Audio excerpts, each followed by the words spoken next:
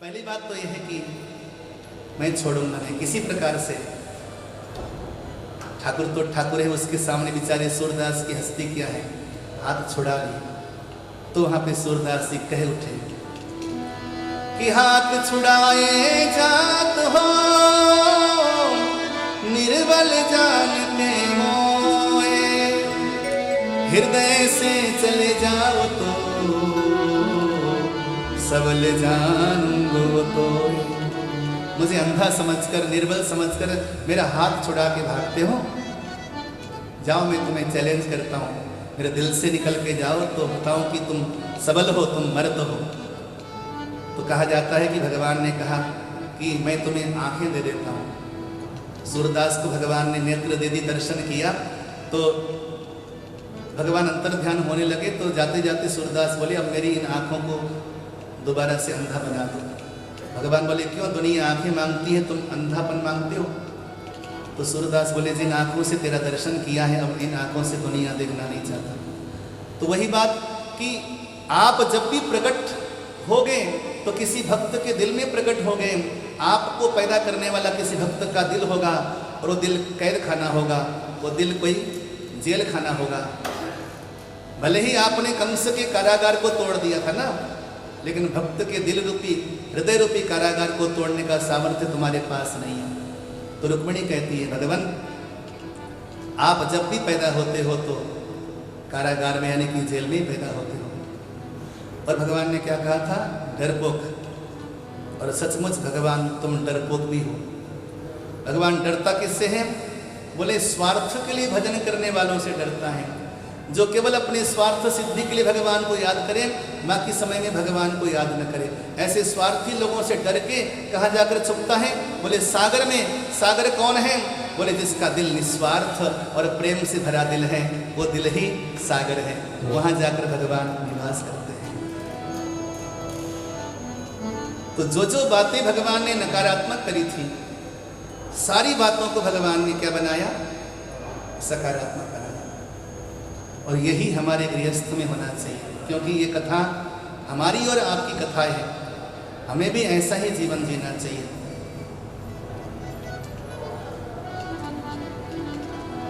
तुकाराम जी की बात मुझे याद आती है। तुकाराम जी की पत्नी बड़ी कर्कशा थी, बड़ी कर्कशा। और तुकाराम जी की आदत क्या थी, जो भी घर आवे ना बिना खाना खाए किसी को जाने नहीं देते थे। विचार कर लो कि घर में अगर 10 जने मेहमान आवे तो श्रीमती का क्या हालत होता है। रोटी बेलती जावे तो क्रोध तो करेंगी करेंगी। जो भी आवे उसको भोजन का निमंत्रण देते हैं। घर का सारा राशन खत्म हो गया तो खाने के लिए कुछ बचा नहीं। तो श्रीमती ने कहा जाओ खेत में 4 गन्ने हैं, वही काट के ले आओ, उसी को चूस लेते हैं आज। कल का ठाकुर जी मालिक है। तो तुकाराम जी हंसुआ लेके गए खेत में और 4 गन्ने के डंडे थे खड़े, काट लिए और कंधे में डाल के चले घर की तरफ। और तुका चाचा के हाथ में गन्ने हैं तो गांव के बच्चों से कैसे रहा जाए। बच्चों ने कहा तुका चाचा, बड़े प्यारे चाचा, गन्ना लेके जा रहे हो। तो हाँ गन्ना लेके जा रहा हूँ, थोड़ा सा दे दो ना। काट काट के 3 गन्ने तो काट काट के बांट दिए। अब बचा 1 डंडा, उसी को लाठी बना के टेक करके घर के अंदर आए। श्रीमती ने कहा खेत में तो 4 डंडे थे, 3 कहाँ गए। तो तुकाराम जी बोले बांट दिया बच्चों को। इतना क्रोध आया, इतना क्रोध आया श्रीमती को, डंडा खींचा, छीन लिया उनके हाथों से। उसी डंडे से दे मारा दे मारा दे मार मार के डंडे के 3 टुकड़े कर दिए, 2 टुकड़े कर दिए। अब अच्छा मारा भी और रोने लग गई बैठ के। ये भी इनकी खूबी होती है। अब जैसे वो रोवे ना तो तुकाराम जी से रहा ना जाए, बगल में जाके बैठे, क्यों रोती हो, चिंता न करो, सब ठाकुर जी अच्छा करेंगे, भला करेंगे। तो श्रीमती बोली मैंने बहुत मारा तुमको, आज बहुत दर्द हो रहा होगा ना। तुकाराम जी बोले दर्द बिल्कुल कुछ नहीं हो रहा मुझे तो, मैं तो ठीक हूँ। अरे तुमने तो बड़ा अच्छा काम किया। बोले क्या अच्छा काम किया, कि गन्ने से मार मार के तुमने गन्ने के 2 टुकड़े कर दिए, काटने की झंझट ही खत्म कर दी। एक काम करो, एक तुम चूस लो, एक मैं चूस लेता हूँ। हरिगुण गा लेते हैं कल का ठाकुर मालिक। सकारात्मक सोच, बोलो जय श्री कृष्ण। जीवन में हमेशा सकारात्मक सोच बना के चलिए। एक श्रीमती ने सुबह सुबह पति को किसी बात में रूठ करके कह दिया, जानवर कहेंगा। अब श्रीमती जानवर बोले तो श्रीमान क्या बोलना चाहिए बताओ? श्रीमान को कुछ तो बोलना चाहिए ना, कुछ नहीं बोले। लेकिन पत्नी के दिमाग में सुबह से लेके चिंता की मैंने अपने पति को इतना भद्दा शब्द कहा, अच्छा नहीं बोला, तो माफी तो मांगनी है। शाम को 4 बजे श्रीमान बैठ के अखबार पढ़ रहे थे, चाय की प्याली बनाई तो सामने जाके बैठी, बोली सुनो जी चाय पी लो। हाँ ठीक है पी लूँगा। अच्छा सुनो जी मुझे आप माफ़ कर दो। बोले माफ़? किस बात की माफ़ी मांग रही? क्या माफ़ करो? बोली मैंने जो सुबह आपको जानवर कहा था ना, अच्छा नहीं बोला। पति बोला अरे अच्छा ही तो बोला, कहाँ गलत बोला? पत्नी बोली हाँ अच्छा बोला। कहा अच्छा ही तो बोला। अच्छा एक बात कहो। बोले क्या? तुम मेरी जान हो कि नहीं? पत्नी मुस्कुराई, बोली हाँ मैं आपकी जान हूं। मैं तुम्हारा वर हूं तो हम दोनों मिलके जानवर हो गए। चलो चाय पी लो। तुम मेरी जान हो और मैं तुम्हारा वर हूं तो दोनों मिलके जानवर हो गए। कितना सुंदर शब्द तुमने चुन लिया। तो आज के बाद हम दोनों जानवर बने रहेंगे, टेंशन न लो। तो कुछ ऐसे शब्द जिन शब्दों से आपको बुरा लगता हो, उन शब्दों का सकारात्मक अर्थ भी निकाला जा सकता है। यही जीवन जीने की कला है मेरे भाई बहन। नहीं तो रूठना, नाराज होना, रूठ के पीठ दिखा देना एक दूसरे से। मेरे पास एक दंपति आए, आज से 2 साल पहले की बात है, दुबई से। उन दोनों ने लव मैरिज करी थी। मैंने ही उनके माँ बाप को समझाया बुझाया था, लेकिन जब लव मैरिज करके गए वहाँ पे तो वहाँ जाकर दोनों में अनबन हो गया। पत्नी को कुछ भी चाहिए तो पति को लिख करके उसके तकिए के नीचे रख देते थे। कितना पैसा चाहिए, क्या सामान चाहिए, बोलना नहीं है, लिख करके बातें होती थी उन दोनों में। और गालियाँ भी देवे तो लिख करके गालियाँ देवे। उसने पूरा पूरा पूरा वो डायरी दिखाया मुझे, देखिए गालियाँ, इतना लिख करके गालियाँ देते थे। क्योंकि शादी मैंने कराई थी तो मैं फंस गया। तो मैंने कहा तुम दोनों जिंदा क्यों? तुम दोनों एक ही घर में रहते हो, एक ही रसोई में खाना खाते हो, एक ही बिस्तर में सोते हो, तुम बोलते नहीं और गालियां डायरी में नोट करके लिख के देते हो। ये कैसी जिंदगी तुम्हारी? मैंने दोनों को डांटा, फटकारा, गंगा जल देकर कहा आगे से खबरदार, ऐसी हरकत नहीं करना जिंदगी में। अगर कोई रूठ भी जाए तो एक दूसरे को मनाने में लेट नहीं करना चाहिए। कि रही मन धागा प्रेम का, मत तोड़ो छिटकाए, टूटे से फिर ना जुड़े, जुड़े गांठ पड़ जाए। प्रयास करो कि प्रेम का धागा न टूटने पाए और सुंदर मजबूत होता जाए। मैं भी रूठा और तुम भी रूठे तो बोलो मनाएगा कौन? आज दरारें हैं कल खाइयां होंगी, बोलो इन्हें भरेगा कौन? मैं भी चुप और तुम भी चुप, फिर बोलो ये चुप्पियां तोड़ेगा कौन? बात छोटी सी को दिल से लगा लोगे तो फिर ये रिश्ता निभाएगा कौन? छोटी छोटी बातों को दिल में लगाकर हम पीठ करके बैठ जाते हैं, ये नहीं होना चाहिए। इस कथा से, रुक्मिणी मैया से चरित्र समझ लेना। दुखी मैं भी तुमसे बिछड़कर, ऐसा भी नहीं कि सुखी होते हैं, खाना खाने का मन होता है लेकिन नाराजगी भूखों सो जाते हैं। बोलो जय श्री कृष्ण। होता है कि नहीं होता? बोलो होता है ना। नाराजगी भूखों सो जाएगा बंदा, बाजार में जाकर के समोसा खा लेगा, श्रीमती के हाथ का खाना नहीं खाएगा। ऐसे नाटकबाज लोग होते हैं। क्या फायदा ऐसा करने से? दुखी मैं भी तुमसे बिछड़कर, सोचो हाथ कौन बढ़ाएगा? न मैं राजी न तुम राजी, बोलो माफी देने का भड़कपन दिखाएगा कौन? तो एक दूसरे को माफ करके चलो, एक दूसरे से माफी मांग कर चलो। ये दो बातें गांठ बांध के ले जाना हरिद्वार से, कुछ ले जाओ या न ले जाओ, तुम जिससे भी प्रेम करते हो, तुम जिसको भी चाहते हो, उसको माफ कर दो और उसके सामने माफी मांगने के लिए संकोच मत करो। ये क्षमा वाला शब्द नोट करके ले जाया आपने तो जिंदगी बड़ी आसान हो जाएगी, बड़ी आसान हो जाएगी जिंदगी। ये बड़ी प्यारी सी कथा यहाँ पर सुनाया गया। आइए सुंदर भजन भाव के साथ।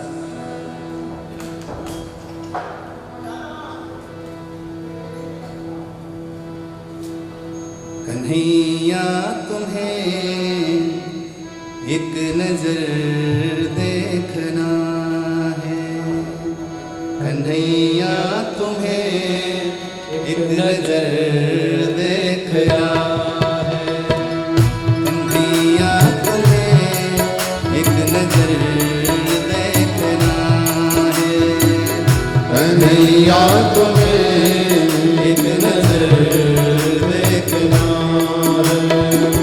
जिधर तुम छुपे हो, जिधर तुम छुपे हो, उधर देखना है, कन्हैया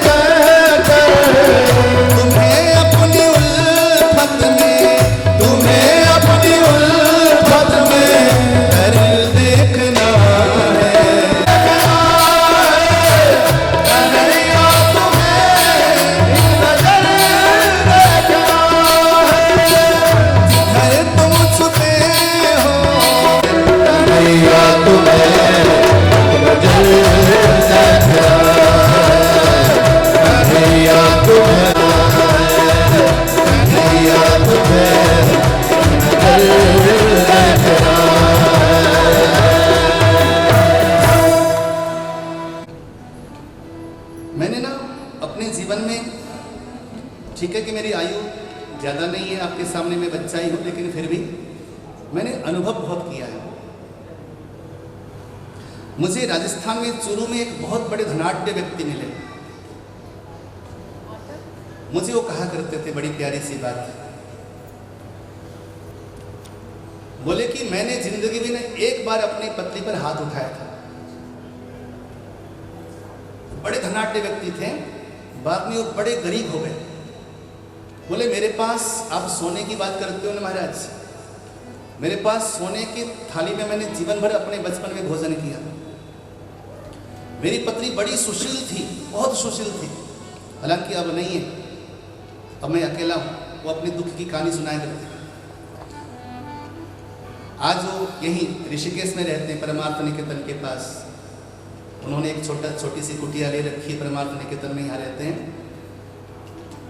चूरू जिला के एक प्रकार से बड़े धनाढ्य उद्योगपति थे किसी जमाने में राजस्थान में। तो बोले मैंने अपनी जिंदगी में एक बार अपनी पत्नी पर हाथ उठाया था। मेरे पिताजी कहा करते थे कि कभी पत्नी पर हाथ मत उठाना। पहली बात तो नारी का भरपूर सम्मान होना चाहिए, कभी जीवन में हाथ नहीं उठाना चाहिए श्रीमती को। मुझे उन्होंने कहा कि मैंने एक बार गलती से अपनी श्रीमती पर हाथ उठाया था, एक बार केवल। और जिस दिन मैंने अपनी श्रीमती पर हाथ उठाया, तब से लेकर के आज तक मैं रोज और रोज कंगाल होता जा रहा हूँ, मैं रोज कंगाल बनता जा रहा हूँ। आप कथा सुनाते हो, क्योंकि वो मुझे कथा में ही मिले थे किसी समय में। आप कथा सुनाते हो तो मेरी ओर से लोगों को ये उपदेश मेरी ओर से देना, मैं आपका दास हूं, मैं कुछ कहने लायक नहीं हूं। अपनी श्रीमती का घर में भरपूर सम्मान करना, भरपूर सम्मान करना। जितना घर में श्रीमती का सम्मान होगा, बंदा उतना ही तरक्की करता जाता है। ये मैंने छोटी सी उम्र में बहुत अनुभव किया है। ये अनुभव आपको मैं दे रहा हूं, निःशुल्क दे रहा हूं, लेके जाना। बोलो जय श्री कृष्ण। गृह लक्ष्मी का भरपूर सम्मान करना। ठीक है, कुछ कमियां उनमें हो सकती हैं, कुछ कमियां आप में हो सकती हैं। और दूसरा, ये तो मैंने पुरुषों के लिए कहा, मैं अपनी बहनों को, माताओं को कहना चाहूँगा, जिनकी उम्र लगभग हो चुकी है, उनको मैं क्या कहूँ, जो भी जिनके पास समय बचा है अवशिष्ट में, उनसे कहना चाहूँगा, जो नारी शक्ति होती है ना, ये पुरुष की शक्ति होती है। एक प्रकार से पुरुष की आत्मा है। हम कथा सुनते हैं ना कि श्री कृष्ण अगर शरीर हैं तो राधा जी क्या है, उनकी आत्मा है। ठीक है ना। अगर भगवान नारायण शरीर हैं तो उनकी आत्मा लक्ष्मी है। यानी कि आपके पति अगर शरीर हैं तो उनकी आत्मा पत्नी हुई। ठीक है ना। यानी कि अपने पति का जो आत्मबल है, पति का आत्मबल तो पत्नी होती है। ठीक है। हम अक्सर क्या करते हैं, मैंने समाज में कई बार, मैं समाज शास्त्री हूँ तो मैंने कई बार अध्ययन किया है, पुरुष सब जगह हार जाए कोई प्रॉब्लम नहीं, लेकिन अगर वो श्रीमती के सामने हार जाए या श्रीमती उसको नीचा दिखा दें, उसके आत्मबल को कमजोर कर दें, तो उस पुरुष को दुनिया में कोई ऊपर नहीं उठा सकता। मेरी बातों को ध्यान से सुन रहे हैं कि आप नहीं सुन रही हैं? मुंडी हिला दो अगर सुन रही हो। नहीं सुन रही, बात अच्छी नहीं लग रही है। पत्नी शब्द का अर्थ क्या होता है पता है आपको? पत्नी शब्द का अर्थ ढूंढना जरा आप शब्दकोश में, आजकल गूगल में हर जगह शब्दकोश मिल जाता है। पत्नी शब्द का अर्थ ही ये होता है कि अपने पति को पतन से उन्नति की ओर जो ले जाए, उसका नाम क्या है? पत्नी। क्योंकि हमें शब्दों का ही अर्थ नहीं मालूम तो हम जिएंगे क्या शब्दों पे? जो अपने जीवन साथी को, पति को अवोन्नति से उन्नति की ओर ले जाए, उसका नाम पत्नी है। अब बताए उन्नति की ओर कैसे ले जाएगी? क्या पैसा कमा के देगी? वो क्या कमाएगी बेचारी, वो तो उसी के भरोसे रह रही। तो कैसे उन्नति की ओर ले जाओगे? कैसे ले जाओगे जरा बताओ? उसके कमजोर आत्मबल को रोज आप बल दीजिए, रोज उसको साहस दीजिए। क्या वो अगर छोटी मोटी उपलब्धियां करता है तो उस उपलब्धि की सराहना कीजिए, उसके प्रति हीन भावना मत रखिए। अगर आपका पति कम कमाता है, अभी एक तलाक हुआ 2020 में, मेरे जजमान के परिवार में हुआ। मैं बहुत सारी बातें ना, मैं अपने अनुभव की बातें शेयर करता हूँ आपके सामने। शायद आपने 7 दिन में सुना होगा, मैं अनुभव की बातें बहुत कर रहा हूँ आपके सामने, मैं उस पर भरोसा भी करता हूँ ज़्यादा, ताकि आप समझ सकें। लड़की का पैकेज था 40 लाख का, गूगल में काम करती है लड़की। लड़के का पैकेज था 22 लाख रुपए। आरंभ में लड़के का पैकेज ज़्यादा था, लड़की का 15 लाख था। बाई चांस उसका गूगल में नौकरी लग गई, तो गूगल वाले तो शुरू में 40 लाख देते हैं, तो उसका पैकेज हो गया 3 गुना। शादी अच्छी चल रही थी, साल भर बढ़िया चल रही थी। अब जैसे शादी के बाद लड़की का पैकेज बढ़ा हुआ, लड़के का आधा हुआ, धीरे धीरे उन दोनों में नफरत बढ़ने लगी। नफरत यहाँ तक बढ़ी कि लड़की के माँ बाप ने भी तलाक के लिए अर्जी लगा दी। पति कम कमाता है, पति अल्प शक्ति संपन्न है, पति कम अच्छा है, और आप उसको इग्नोर कर दो तो उसका जीवन कहाँ से स्वर्गीय बनेगा। पति की छोटी मोटी उपलब्धियों को भी आप बढ़ाएं, उसी का नाम पत्नी है, क्योंकि पत्नी शक्ति को कहते हैं। यदि आपने पति को शक्ति नहीं दिया तो दुनिया में किसी कोने में जाकर वो शक्तिवान बन ही नहीं सकता। इस बात को नोट कर लेना डायरी के पहले पेज में। आपका पति अगर उन्नति करता है तो आपका बहुत बड़ा हाथ हो सकता है उसमें, ये बात हमेशा ध्यान रखना, क्योंकि यहाँ चर्चा वही चल रही तो मैंने उसको साथ में लिया। और पत्नी भी अगर छोटी मोटी उपलब्धियां हासिल करती है उसको भी प्रोत्साहित करना चाहिए। मैं पति पत्नी की बात ही नहीं करता हूँ, मैं बच्चों के लिए भी बात करता हूँ, मैं अपने मित्रों की बात भी करता हूँ। एक दूसरे को सहारा और सपोर्ट देना शब्दों से, ये टॉनिक का काम करता है, टॉनिक का काम।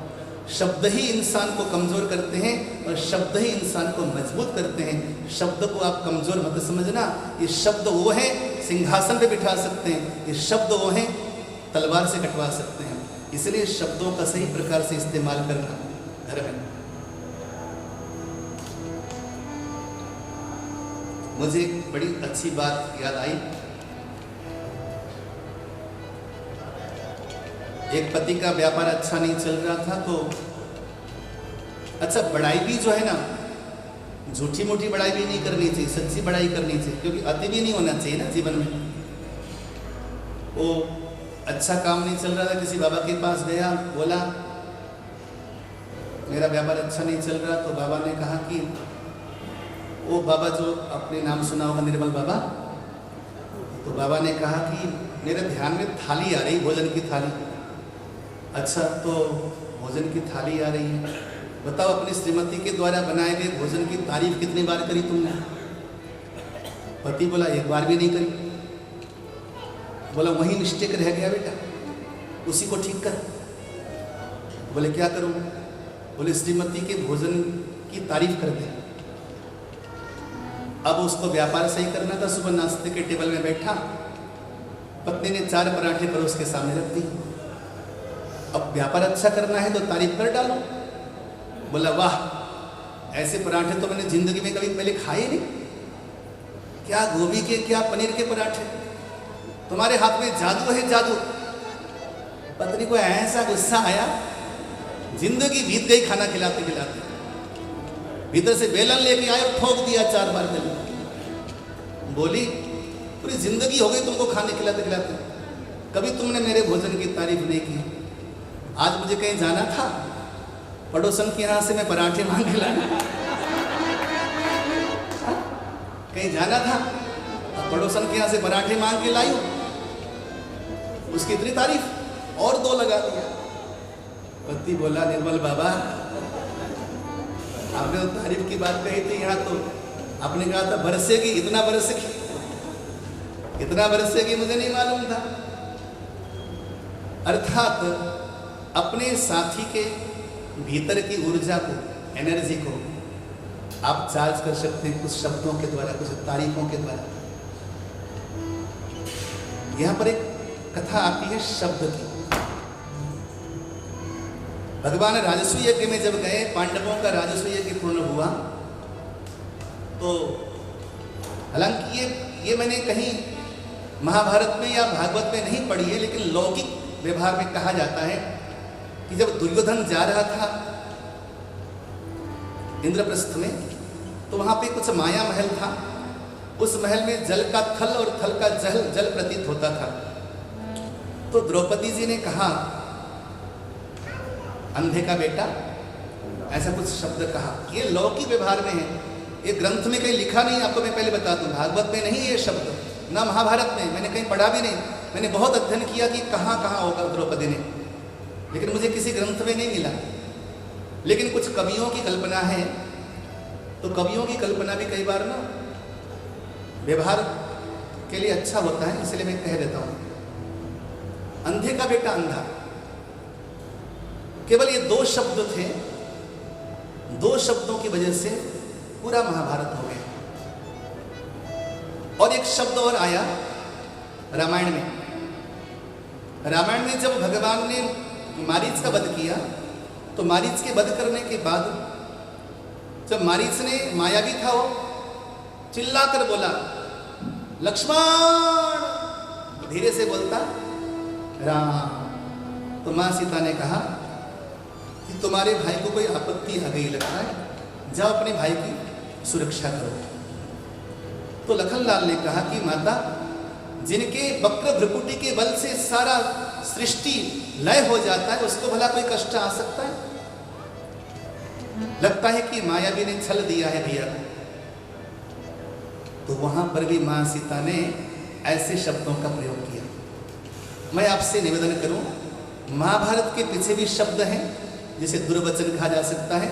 रामायण के पीछे भी, मां सीता के हरण के पीछे भी दुर्वचन है, और द्रौपदी के चीर हरण के पीछे भी दुर्वचन है। यानी कि दुर्वचन इंसान की जिंदगी को बर्बाद कर सकता है। इसलिए हमारे यहाँ शब्दों की साधना हुआ करती थी। ऐसी वाणी बोलिए मन का पाखो, और न को शीतल करे, आप शीतल हो।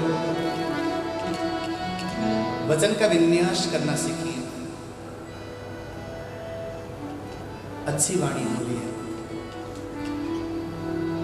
रामायण में भी मां सीता ने ऐसी भाषा बोली, मैं यहां बताना नहीं चाहता जो भाषा मां सीता ने बोली।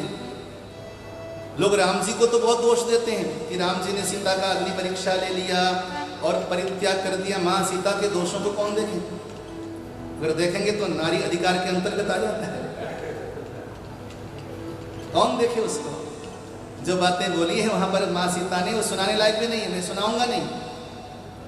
अब रामायण में, वाल्मीकि रामायण में पढ़ सकते हैं, ऐसे शब्द बोल सकती है कोई नारी। तो शब्दों के द्वारा ही रामायण का युद्ध हुआ, अपहरण हुआ मां सीता का। माफी मांगती है मां सीता लंका में हनुमान जी से, लखनलाल के चरणों को स्पर्श करके कह देना कि मैं गलत थी, मेरे शब्द गलत थे, आज मुझे पश्चाताप हो रहा है। मां सीता वहां माफी मांगती है हनुमान जी से कि लखनलाल से कह देना, लक्ष्मण से कह देना कि मैं अपराधिनी थी, ऐसे शब्द मुझे बोलना नहीं चाहिए था। शब्द लौट के आते हैं, ये संसार प्रतिध्वनि है। आप जो कुछ भी करोगे और कहोगे वो आपके पास लौट के आता है। हमारे गुरुजी सुनाया करते थे, एक बेटा अमेरिका गया, वहां से अमेरिकन बहू लेकर आया, और ये अमेरिकन बहू जो होती है ना, बड़ी जिज्ञासु होती है हिंदी सीखने के लिए। अब वो हिंदी सीखने का प्रयास कर रही थी। घर में एक नौकरानी थी, हट्टी कट्टी मोटी तगड़ी थी, तो कुछ काम गड़बड़ कर दिया होगा, नौकरानियां करती रहती है। तो सासू माँ ने उसको डांटा, गधी कहेंगी। और गधी कहेंगी बोला तो अब अमेरिकन बहू हिंदी सीख रही थी, दिमाग लगाया गधी का मतलब क्या होता है। तो शाम को पति आया तो पूछा ये गधी का मतलब क्या होता है, और पति बोला किसने कहा तुमसे? बोली वो सासू माँ कह रही थी गधी, नौकरानी को कह रही थी। तो पति बोला मम्मी ने ऐसी भाषा का प्रयोग करती है, ऐसे बोलना नहीं चाहिए, इसका दिमाग बड़ा कोमल है, सीख जाएगी। अब उसको लगा कि टाल मटोल तो करना ही है। तो बोला गधी का मतलब होता है मोटी तगड़ी, क्योंकि नौकरानी थोड़ी मोटी थी, तो उसका मतलब होता है मोटी तगड़ी। अच्छा, वो सीख गई, पक्का सीख गई, डायरी में नोट कर लिया, गधी का मतलब होता है मोटी तगड़ी, डायरी में नोट कर लिया। सीख रही थी हिंदी ना। अब उस नौकरानी की छुट्टी कर दी थी उसने, क्योंकि काम ठीक से करते नहीं थे। अब एक नौकरानी और रख ली। 2-4 दिन के बाद वो थोड़ी दुबली पतली थी। अब उसने भी काम गलत कर दिया, उसको डांटा, उल्लू की पट्टी। अब उसको फिर से सीखना हिंदी, तो उसने डायरी में नोट किया। शाम को पति से पूछा कि उल्लू की पट्टी का मतलब क्या होता है? किसने बोला? बोली माँ ने बोला था। वो नौकरानी को डांट रही थी ना, तो उल्लू की पट्टी बोल रही थी। तो उल्लू की पट्टी का मतलब, माँ भी कैसी भाषा का प्रयोग करती है। तो उसको समझाने के लिए बोला उल्लू की पट्टी का मतलब होता है दुबली पतली। नौकरानी पतली सी थी, तो उसका मतलब होता है दुबली पतली। अब अंग्रेजन बहू को कंफर्म हो गया कि गधी का मतलब होता है मोटी तगड़ी, और उल्लू की पट्टी का मतलब होता है दुबली पतली। अब 1 हफ्ते के बाद सासू माँ बीमार पड़ गई। अब हॉस्पिटल में गई सासू माँ, और सासू माँ हॉस्पिटल में जाए, बहू देखने के लिए न जाए, कैसे हो सकता है? अंग्रेजन बहू थी बड़ी दयालु। गाड़ी से उतरी, सीधे हॉस्पिटल में कमरे में गए, सीधे सासू माँ के पास दूर से रोती रोती दौड़ी दौड़ी गई। माँ जी आप पहले कितनी गधी थी, अब बिल्कुल उल्लू की पट्टी हो गई। पहले कितनी गधी थी आप, अब बिल्कुल उल्लू की पट्टी हो गई। कहने का मतलब क्या हुआ? ये शब्द किसके थे बताओ? पहले सासू माँ के शब्द थे। लौट के किसके पास गए? वहीं गए। इसलिए शब्द का प्रयोग हमेशा ध्यान से करें। भगवान ने जाकर पांडवों का पक्ष लिया। द्रौपदी का चीरहरण हुआ था भरी सभा में। पांडवों ने अपनी श्रीमती को दांव में लगाया था। कैसी विडंबना होती है समाज में। जो धर्मात्मा है, धर्मात्माओं की सभा में भी मदिरा का पान होता था, धर्मात्माओं की सभा में भी जुआ खेला जाता था, लेकिन फिर भी वो धर्मात्मा थे। बोलो जय श्री कृष्ण। हम आम जनमानस की अपनी पत्नी को दांव में न लगावे। हाँ, धर्मात्मा कहलाने वाले पांडवों ने भी अपनी पत्नी को दांव में लगाया था। कैसे धर्मात्मा है वो, लेकिन सचमुच वो धर्मात्मा तो थे ही, इसमें कोई संदेह नहीं था। भगवान ने उनका पक्ष लिया। धर्मात्मा क्यों करते? कैसे धर्मात्मा थे? क्यों धर्मात्मा थे वो? मदिरा पीने वाला, जुआ खेलने वाला, अपने दादाओं के पास भरी सभा में दादा लोग बैठे, उनके सामने जुआ खेले। हमारे घर के सामान्य बच्चे भी जुआ न खेलें बाप के सामने, लाठी लग जावे, वहीं पे डांट पड़ जावे। लेकिन धर्मात्मा के घर में जुआ खेला जाता था, मदिरा पिया जाता था। समाज में ना जब तुलनात्मक अध्ययन करना हो ना, तो एक होता है बहुत काला, एक होता है बिल्कुल कम काला, एक होता है बिल्कुल कम काला। तुलना करने के लिए जब बैठो ना समाज में, कौरवों की अपेक्षा पांडव अधिक धर्मात्मा थे। कौरवों की अपेक्षा पांडव अधिक धर्मात्मा थे, वो अधिक दयालु थे। समाज के लिए, देश के लिए भले मानस थे वो।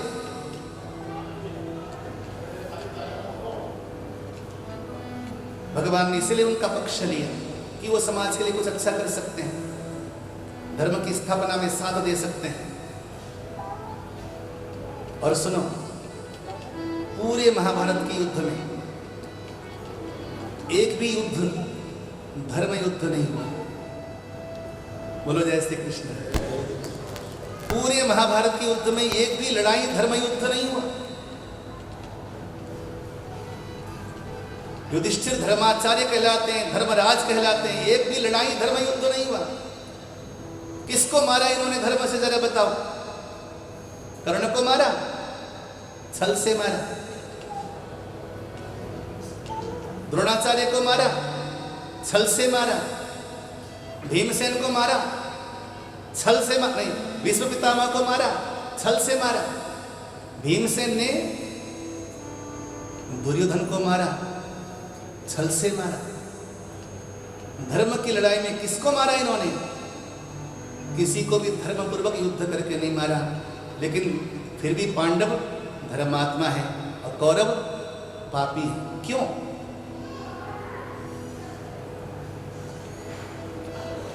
भगवान ने बाली को मारा, राम जी ने बाली को मारा। कैसे मारा? बोलो। छल से मारा। छल से मारा ना। तो बाली क्या कहता है पता आपको? धर्म हेतु अवतरे गुसाई, मारे मोही व्याध कीना। हे राम जी, तुम तो धर्म की रक्षा करने के लिए अवतार लेके आए हो। तुम तो धर्म की रक्षक हो, धर्म के रक्षक हो, और तुमने मुझे छल से मारा। फिर कैसे तुम धर्म रक्षक हुए राम जी, जरा बताओ। पता है राम जी क्या कहते हैं? बाली, अब तू मुझे धर्म सिखाएगा? अच्छा, इस समाज में जितने पापिष्ट और दुराचारी है ना, वो लोग बचने के लिए धर्म का सहारा लेते हैं। जितने भी संविधान को हनन करने वाले लोग हमारे देश में, जब भी बचने का प्रयास होगा तो संविधान की दुआई देते हैं। बोलो जय श्री कृष्ण। ये हमारे समाज की विडंबना है। बाली से बड़ा पापी कौन हो सकता है, जरा बताइए। अनुज बधू भगिनी सुतनारी, सुनु सठ कन्या समय जारी। राम जी बोलते, अरे सठ, अरे पापी, अपने सगे भाई की पत्नी बेटी के बराबर होती है। सगे भाई की पत्नी पुत्र तुल्य होती। अनुज बधू भगिनी यानी कि छोटी बहन, सुतनारी अपने पुत्र बधू, ये सब बेटी तुल्य होती हैं। पुत्री के बराबर इनका अधिकार है, उनका पद है। और तूने अपनी बेटी जैसे भाई की भ्रातृ वधू के साथ दुराचार किया, उसका तूने अपहरण किया, उसको तुमने अपने हरम में रखा, और तूने इतना बड़ा अत्याचार किया। उस समय तुझे धर्म की याद नहीं आई? आज जब मैंने तुझे छुप के मारा तो तुझे धर्म की याद आई? संविधान का हनन करने वाले, संविधान का चीरहरण करने वाले, जब संविधान को धत्ता बताकर 40 अपराध करने पर भी वो बेल पे छूट जाते हैं, जब उनको कोई सजा देता है तब वो संविधान की दुआई देते हैं। संविधान में ऐसा नहीं लिखा है। बोलो जय श्री कृष्ण। धर्म का मतलब क्या होता है समझो। धर्म का मतलब होता है जिस समय जो कर्म करना है उस समय वही कर्तव्य करना है, वो धर्म है। पांडवों ने भले ही वो बहुत अच्छे धर्मात्मा नहीं थे, लेकिन पांडवों ने अधर्मियों को मारने के लिए अधर्म का ही सहारा लिया। जैसे राम जी ने बाली को मारने के लिए अधर्म का ही सहारा लिया। तो समाज में क्या अर्थ जाता है? जब तुम्हारे सामने कोई पापी हो, जब तुम्हारे सामने कोई दुराचारी हो, तो कृपया संविधान के पन्ने मत पलटो। संविधान क्या कहती है, धाराएं क्या कहती है, उसको मत पलटो, उसको वहीं सजा दो। क्योंकि अगर वो बचेगा तो और ज्यादा अपराध करेगा, अपराध की संख्या बढ़ती जाएगी। ये प्राचीन काल की सत्ता का संविधान था। हमारे देश में अपराध करके कसाब ने कितना अपराध किया था बताया आपको? 200 करोड़ रुपए लगे उसकी सुरक्षा के लिए, उसके भोजन के लिए। सारी दुनिया जानती थी कि अपराध है, उसने मुंबई में अटैक किया, उसने सारी दुनिया जानती थी, लेकिन वो लड़ता रहा 2 साल तक। तो ऐसा न्याय भी किस काम का? जो न्याय तत्काल न्याय देने में सक्षम न हो, वो बिल्कुल अंधा न्याय है। तने किसने न्यायालय में जाकर जो है न्याय की देवी की आंखों में पट्टी बांध दी, समझ में नहीं आता। भगवान ने इसलिए पांडवों का पक्ष लिया। पांडव 100% राइट नहीं थे, लेकिन काफी हद तक राइट थे। जब भी चयन करने का समय आएगा तो टोटल रॉन्ग व्यक्ति का पक्ष नहीं लेना, कम रॉन्ग व्यक्ति का पक्ष लेना, उसमें सुधार होने की गुंजाइश हो सकती है। इसलिए भगवान ने पांडवों का पक्ष लिया। कुछ लोग प्रश्न करते हैं कि पांडव भी कौन से अच्छे थे। मैं कब कह रहा हूं बहुत अच्छे थे? इतने बुरे भी नहीं थे जितने बुरे कौरव थे।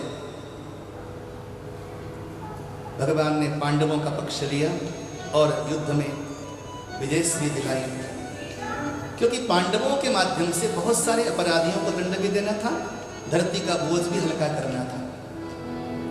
जो तीर प्राणियों की हत्या करता है, उसी तीर को व्यक्ति कंधे पे धारण करके चलता है। ये सच है कि वो तीर प्राणियों की हत्या करता, फिर भी उसे हम पीठ पे आदर देते हैं। ये सच है कि पांडव भी बहुत अच्छे दूध के धुले नहीं थे, लेकिन फिर भी भगवान ने उनको तीर बनाकर इस्तेमाल किया, शस्त्र बनाकर इस्तेमाल किया और समाज के अधार्मिक व्यक्तित्वों को नष्ट किया। बहुत सारे जरासंध प्रवृत्ति के बहुत सारे दैत्यों का उद्धार किया भगवान ने। भगवान के एक बड़े प्रिय सखा हैं जिनका नाम है सुदामा जी महाराज। आइए सुदामा जी के प्रसंग में प्रवेश करें। उससे पहले सुंदर भगवान के भजन भाव के साथ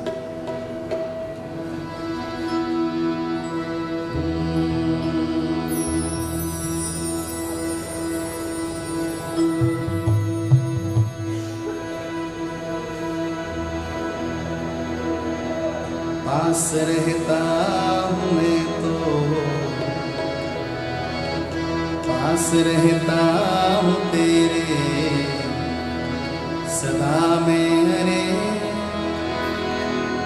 तू नहीं देख पाए तो मैं क्या करूँ। पास रहता हूँ तेरे सदा में,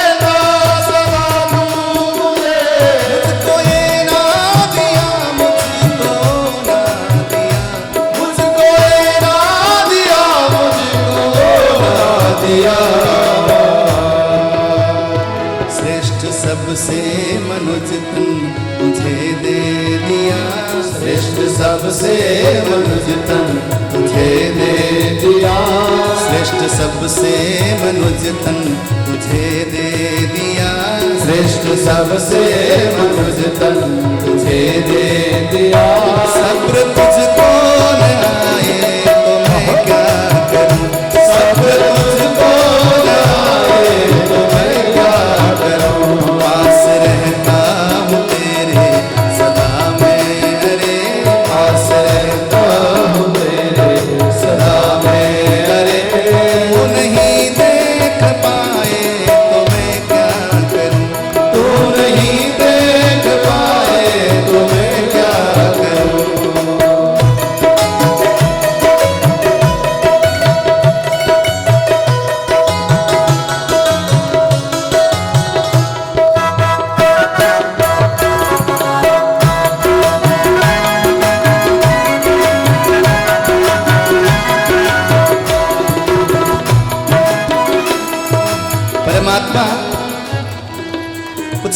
करने से पहले हमें आकर संकेत करता है। हमारे भीतर की अंतरात्मा हमें संकेत करती है, बेटा ये गलत है, ये सही है। फिर भी इंसान ऐसा ढीठ है, जानबूझ के गलत करता है। करना ये पाप करता हूँ संकेत में, करना ये पाप करता हूँ संकेत में, करना ये पाप करता हूँ संकेत में, करना ये पाप करता हूँ संकेत में, तेरे अंतःकरण में विराजा हुआ, तेरे अंतःकरण में विराजा हुआ। लिप्त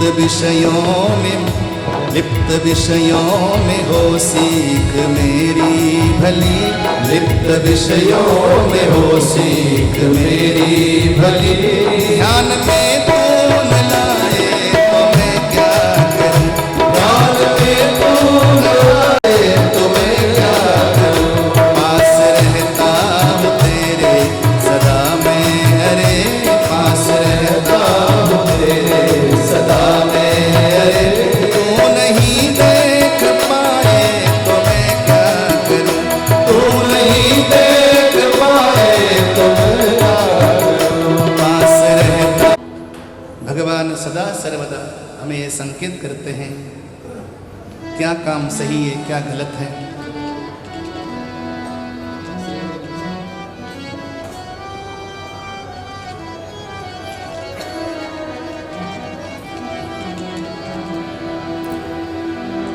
भगवान के अत्यंत प्रिय मित्र हैं जिनका नाम है सुदामा। ये ब्राह्मण हैं, बड़े विद्वान हैं, बड़े ज्ञानी हैं और भगवान के बड़े भक्त भी हैं। लेकिन इनके जीवन में एक कमी है,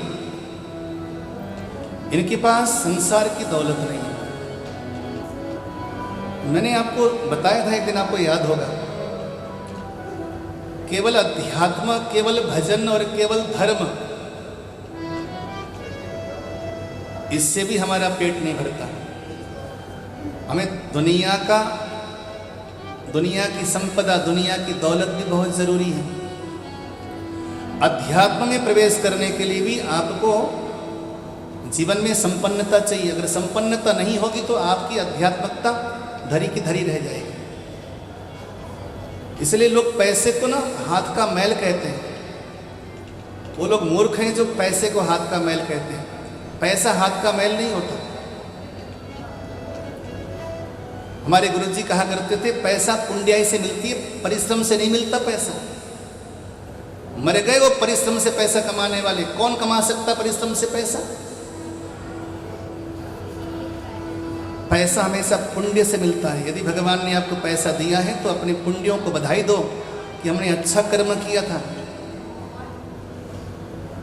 केवल मेहनत के दम पे पैसा नहीं कमाया जा सकता।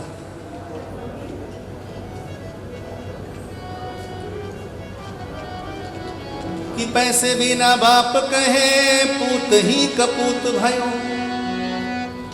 पैसे बिना बाप कहे पूत ही कपूत भयो, पैसे बिना भाई कहे मेरा दुखदाई है,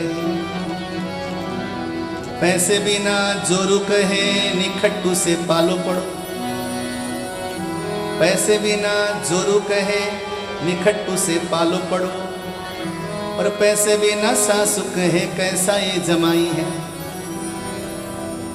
पैसा होगा तो हर जगह सम्मान होगा। पैसे को हाथ का मैल कहने वाले आईना देख ले जाकर एक बार। हम तो पैसा को लक्ष्मी मानते हैं, माँ मानते हैं, और उस माँ को गालियाँ दो हाथ का मैल कहकर। नहीं, पैसा हाथ का मैल नहीं हो सकता।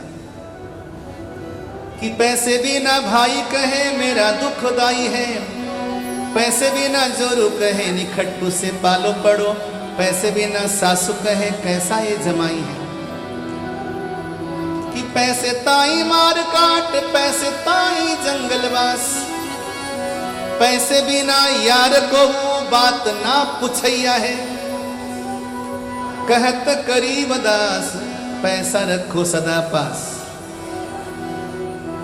पैसे की बर्बादी मत करना मेरे भाई बहन, बहुत संभाल के चलना।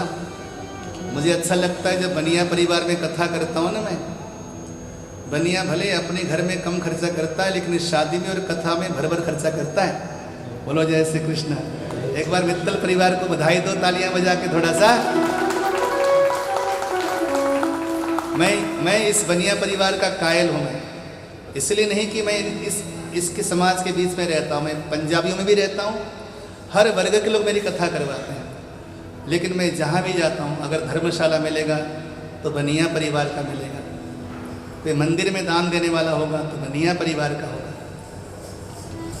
कोई औषधालय होगी बढ़िया तो वहाँ पे बनिया अवश्य होगा, सबसे ऊपर नाम लिखा होगा।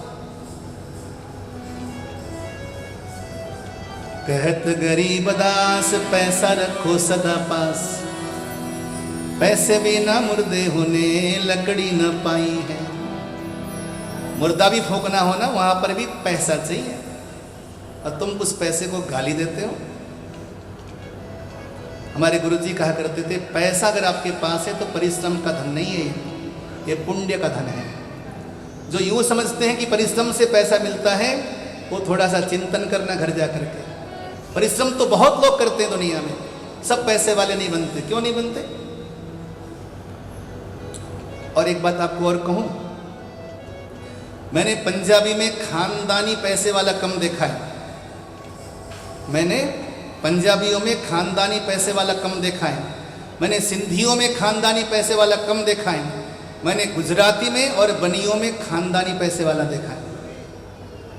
उसके पीछे कारण है, ये लोग धन को बहुत सही जगह लगाते हैं, धन का अपव्यय नहीं करते हैं, ये धन का सुव्यय करते हैं, सही जगह खर्चा करते हैं। धर्मशाला में, गौशाला में दान देने वाले मैक्सिमम बनिए भाई हैं, इसलिए खानदानी पैसे वाले हैं।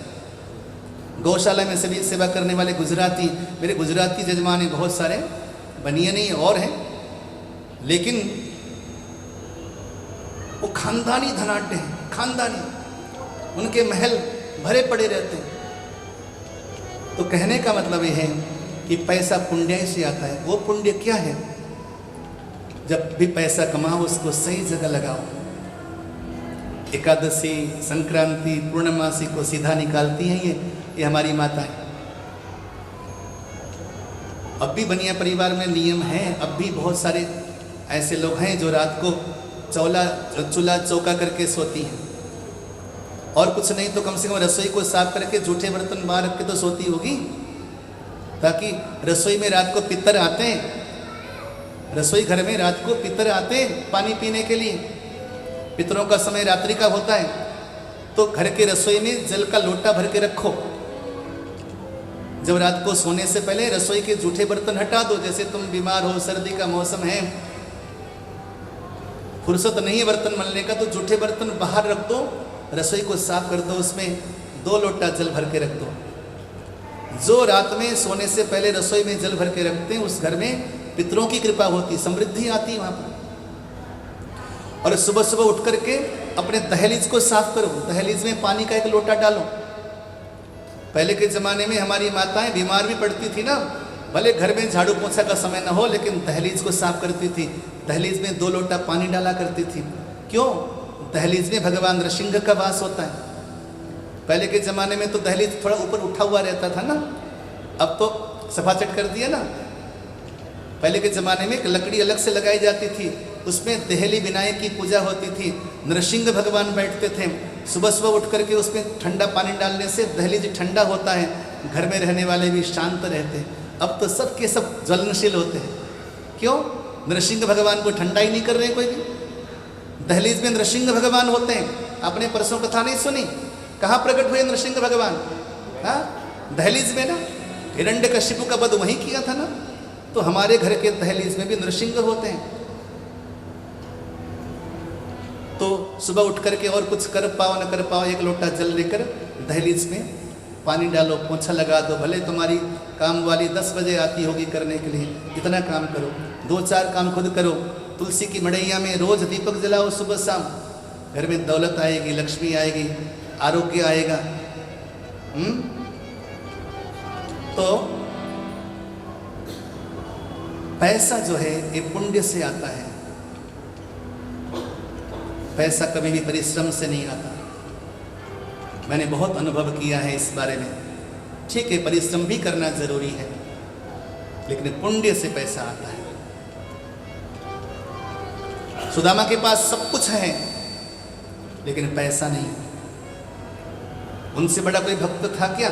अगर भगवान का भजन ही करने से पैसा आता तो आ जाता, क्यों नहीं आए जरा बताओ।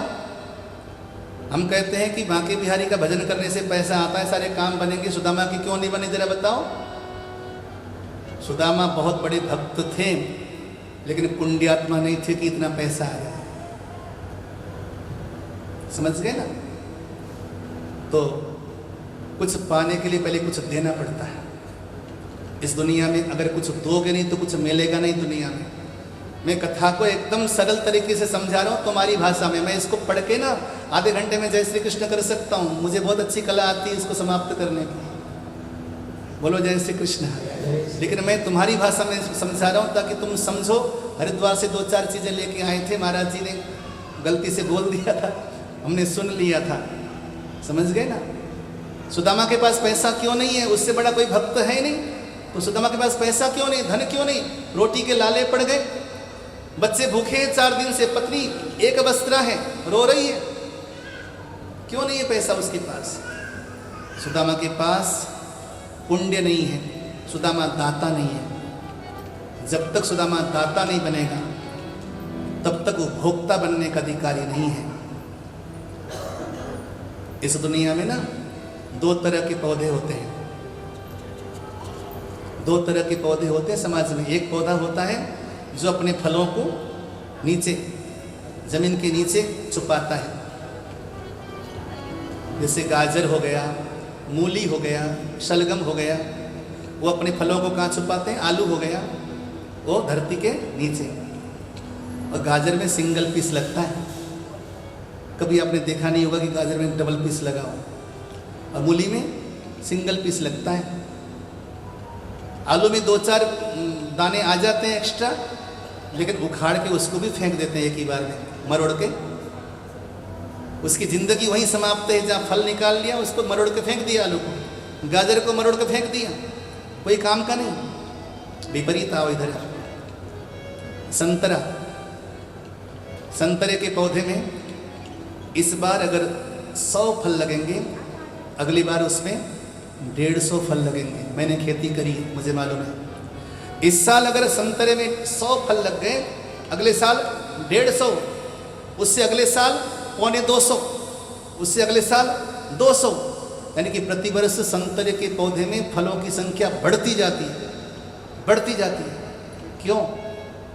संतरे ने, सेब ने, नाशपाती ने, अमरूद ने अपने फलों को छुपाया नहीं, धरती के नीचे छुपाया नहीं, वेलकम किया। आ जाओ भैया, आ जाओ, मेरी छाँव ले लो, मेरे फल ले लो, तुम मेरा इस्तेमाल कर लो, मैं दे रहा हूं, मैं दाता हूं, तुम ले लो। उन्होंने देने का तरीका सीखा, उन्होंने दिया। परिणाम ये हुआ कि प्रतिवर्ष बढ़ते गए, बढ़ते गए, बढ़ते गए, और बढ़ते गए, सालों साल चलते रहते हैं। 25-25 साल तक संतरे का वृक्ष बूढ़ा नहीं होता, और 40-40 साल तक सेब का वृक्ष बूढ़ा नहीं होता। अगर वो गिरने भी लगता है तो लोहे का सपोर्ट लगाया जाता है उसमें, सेब के वृक्ष में। मैंने की है सेब की खेती, मुझे मालूम है। अर्थात क्या हुआ? इंसान पुण्य कमाता है, जो मेरे पास है कुछ अंश समाज को दे दो। हर कोई तो दे रहा है समाज में, बताइए कौन नहीं दे रहा? नदियां दे रही हैं, ये वृक्ष दे रहे हैं, ये पौधे दे रहे हैं, गौ माता दे रही है, हर कोई तो दे रहा है। बगैर दिए इस दुनिया में किसी को कुछ मिलता नहीं है। इसलिए अगर कुछ चाहते हो तो एक सूत्र नोट करना, तुम अपनी जिंदगी में देना शुरू कर देना।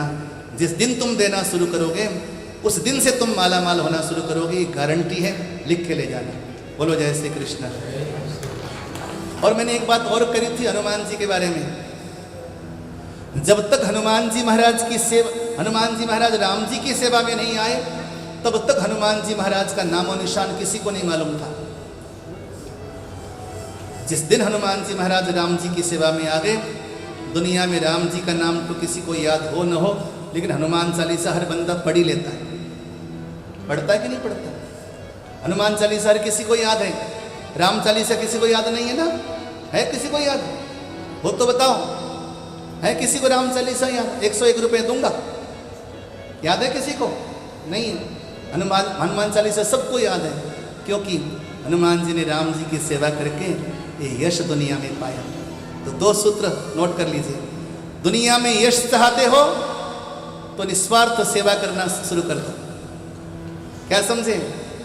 मुझे व्यास गद्दी से गुरेज नहीं है, मैं राजनीति की बात नहीं करता मेरे भाई बहन, मैं राजनीति के व्यक्ति हूँ भी नहीं, लेकिन मैं आदरणीय मोदी जी को प्रणाम करता हूँ व्यास गद्दी से। मैं राजनीतिज्ञ हूँ नहीं, मैं किसी पार्टी का नहीं हूँ, लेकिन आज वो बंदा जहाँ पर भी पहुँचा है ना, वो सेवा करके पहुँचा है। उस बंदे ने सेवा की है। उसके भाषण में कभी आपने किसी जाति विशेष का या धर्म विशेष का एक शब्द आपने सुना नहीं होगा आज तक। उसने समावेशी धर्म को स्वीकार किया, सेवा किया, तो आज भारत का प्रधानमंत्री बन गया। मुझे लगता है राष्ट्रपति भी यही बनेगा अगली बार। बोलो जय श्री कृष्ण। ये सेवा का फल है। सेवा करोगे तो हनुमान जी की तरह ख्याति प्राप्त हो जाएगा, और देना शुरू करोगे तो तुम माला माल हो जाओगे। और यदि आपने, और ये मत सोचना कि मेरे पास देने का क्या सामर्थ्य है, ये मत सोचना कि मेरे पास कुछ है नहीं। सुदामा के पास भी कुछ नहीं था देने के लिए। आज पहली बार देने के लिए निकला है सुदामा। पहली बार जब बच्चों को भूखा देखा, पत्नी को भूखा देखा, बच्चों के पास खाने के लिए अनाज नहीं था, पत्नी के पास कुछ नहीं था, लेकिन सोचा कि मैंने जीवन में कभी दिया नहीं है, आज एक बार देकर देख लो, कुछ चमत्कार होता हो तो सुदामा जी महाराज कहते हैं कि मैं जाना चाहता हूँ द्वारिकाधीश का दर्शन करने के लिए। इन आंखों में उसके दर्शन करने की प्यास जग गई है। सुशीले, लगता है कि मैं दीन इसलिए हूँ क्योंकि मैं स्वयं कुछ दे नहीं पा रहा परमात्मा को। 4 मुट्ठी चावल मांग कर लाई थी सुशीला, पड़ोसी के घर में जाकर 4 मुट्ठी चावल ला करके उत्तरीय वस्त्र में बांधा था, बांध करके दिया था। आज भगवान की तलाश है, कहाँ मिलेगा भगवान, मैं उसको देने जाऊंगा।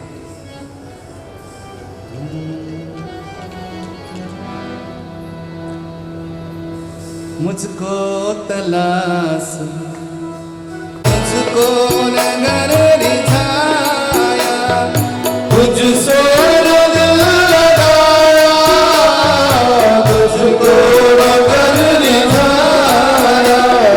तुम बिन अंधेरी दुनिया सुनसान राह सुन है, तुझ बिन अंधेरी दुनिया सुनसान राह सुन है।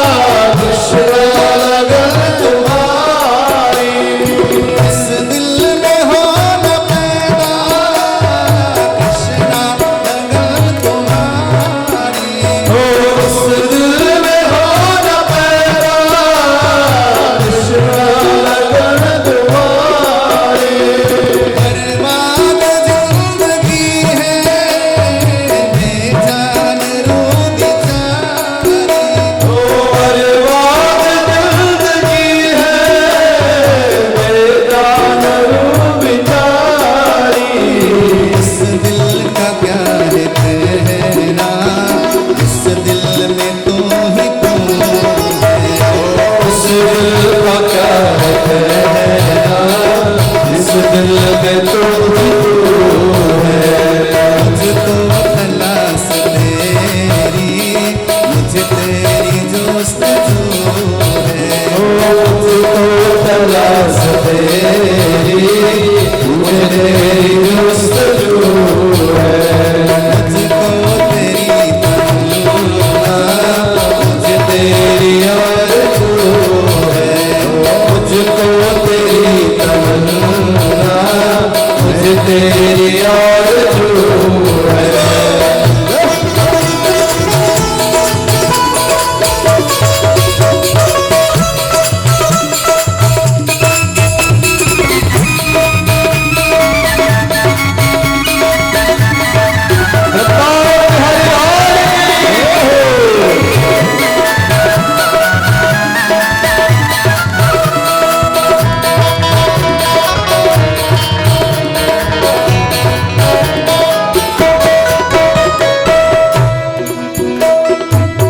खुश नसीब मुझ पर, नजरे करम है तेरा।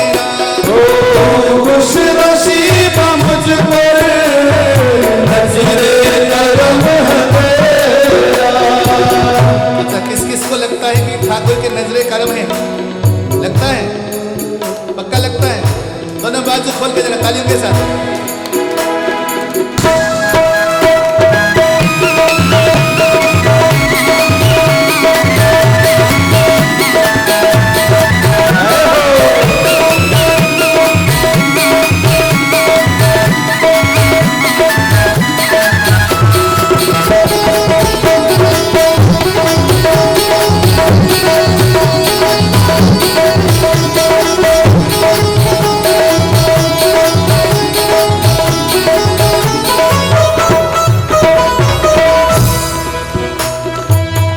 खुश नसीब मुझ पर, नजरे करम है तेरा।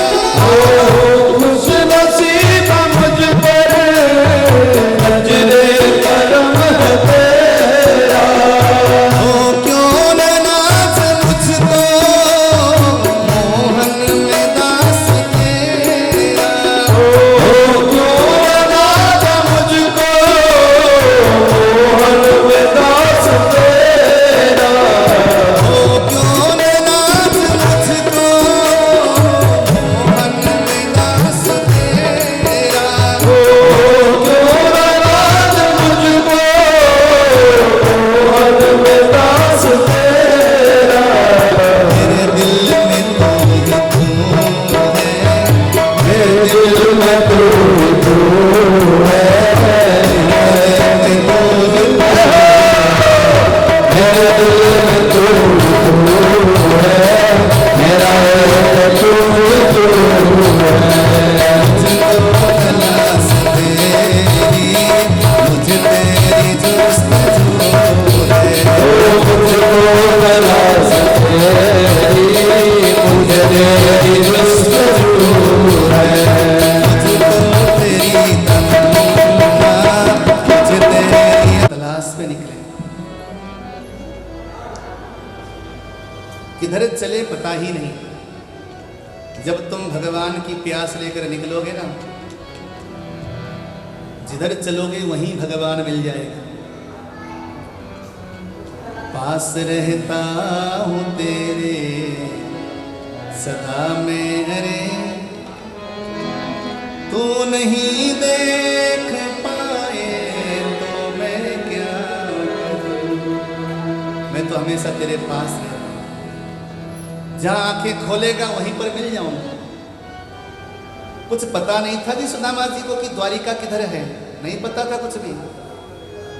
जीवन में कभी द्वारिका गए हो तब तो पता चले, निकल पड़े। रामायण में सुतीक्षण जी की कथा भी ऐसी आती है।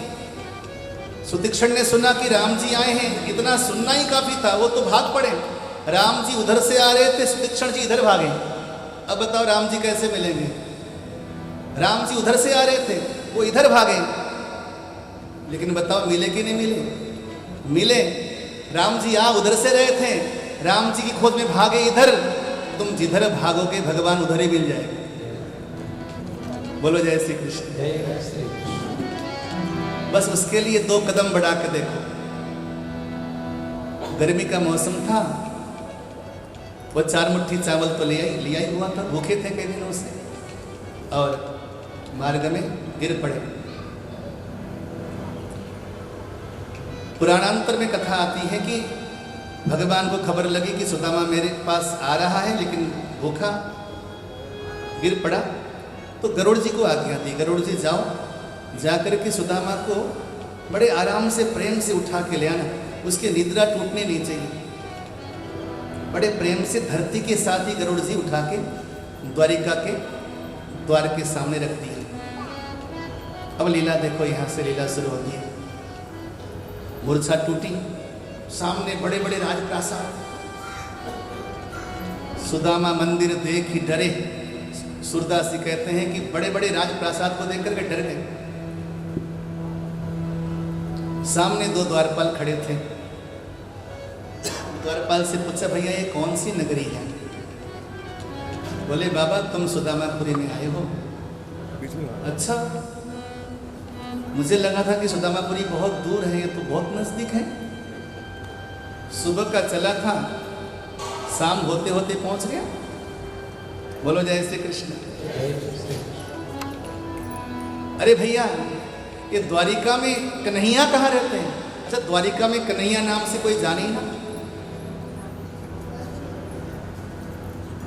द्वारिका में कन्हैया नाम से कोई किसी को पहचाने नहीं, वहां तो द्वारिकाधीश कृष्ण के नाम से पहचानते हैं। भैया कन्हैया किसको कहते हैं? बाबा बोले, यही जो द्वारिका का राजा है। अच्छा, द्वारिकाधीश की बात कर रहे बाबा? हाँ, वो कहाँ मिलेगा?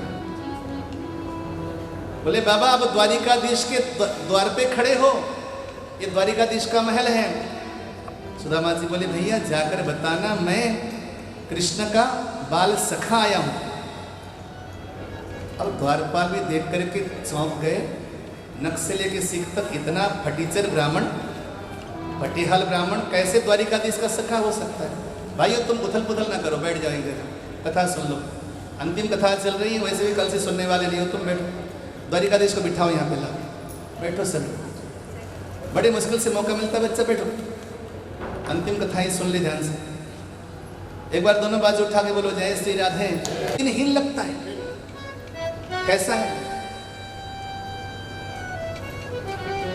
किसी से बगान झगातन पे प्रभु जाने को आए बसे निज ग्रामा। धोती फटी सिलटी दुपटी पाए उपान की नहीं सामा। द्वार खड़ो बिज दुर्बल देह देख रहे हो वसुधाभिरामा। पूछत दीन दयाल को धाम बतावत आपनो नाम सुदामा। भगवान नख से लेके सिख तक जर्जर हाल में है, केवल अस्थियों का पिंजर है। वो कहता है कि मैं द्वारिकाधीश का बाल सखा हूं, हमने गुरुकुल में साथ में पढ़ाई करी है। अरे द्वारपाल वो अपना नाम क्या बताता है? प्रभु वो कहता है कि मेरा नाम सुदामा है। क्या सुदामा है? क्या मेरा सुदामा आया है? ऐसा सुनते भगवान भागे भागे गए। अंतिम द्वार में जाकर के भगवान ने सुदामा को प्रगाढ़ आलिंगन किया। बोलिए द्वारिकाधीश की प्रगाढ़ आलिंगन किया। और ठाकुर जी ने प्रेमास्त्र से गरीब ब्राह्मण को नहला दिया। और विप्र ने भी प्रगाढ़ आलिंगन करके अपने मित्र को भरपूर आनंद किया। और बड़े प्रेम से हाथ पकड़ करके सुदामा जी महाराज द्वारिका के भीतर महल में लेके आते।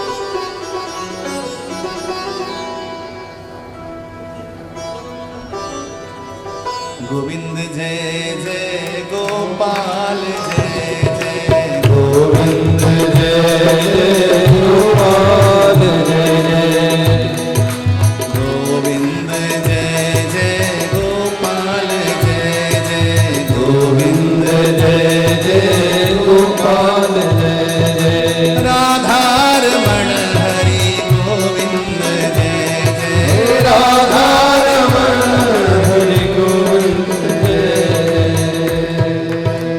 जय जय द्वारिकाधीश की जय हो, द्वारिकाधीश की जय हो। भगवान ने लाकर अपने आसन में, जिस आसन पे स्वयं विराजमान थे, उस पर बिठा दिया और बिठा करके भगवान ने रुक्मिणी से कहा। अच्छा सुनिए, जीवन में पहली बार रुक्मिणी को भगवान ने आज्ञा दी। आज से पहले कभी रुक्मिणी से नहीं कहा, आज पहली बार रुक्मिणी से कहा, रुक्मिणी हमारे घर में विप्र ब्राह्मण देवता आए हैं, जाओ जाकर चरण धोने के लिए जलपात्र और परात लेकर आओ। और भगवान इतना प्यार लुटा रहे हैं, आज ब्राह्मण के प्रति इतना प्यार लुटा रहे हैं कि मानो कि अपना कलेजा निकाल कर दे डालेंगे। रुक्मिणी को लगा कि इतना प्रेम तो मैंने जीवन में कभी किसी के प्रति लुटाते देखा नहीं प्रभु को। अचरज भरी नजर में देख रही रुक्मिणी, भगवान ने आज्ञा दी लेकिन फिर भी रुक्मिणी गई नहीं। कुछ पल के बाद भगवान की नजर रुक्मिणी पर पड़ी।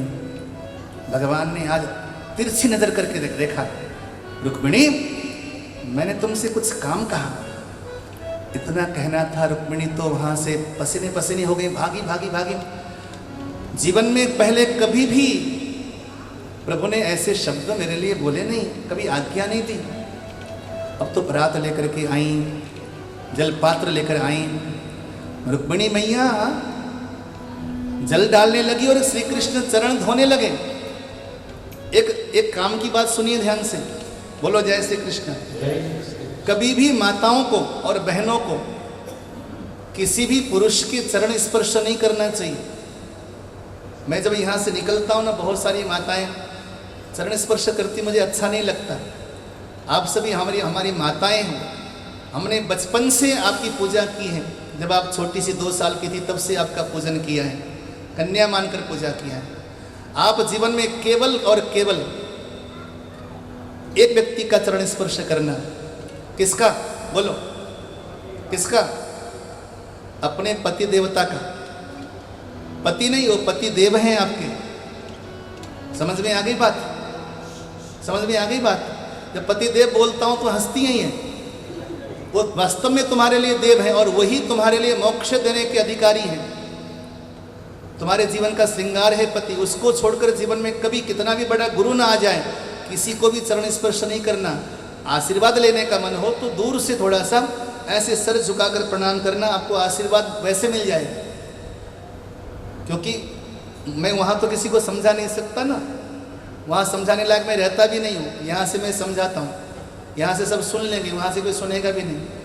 बोलो जय श्री कृष्ण। जिंदगी में कभी किसी के चरण स्पर्श नहीं करना, किसी के चरण नहीं धोना।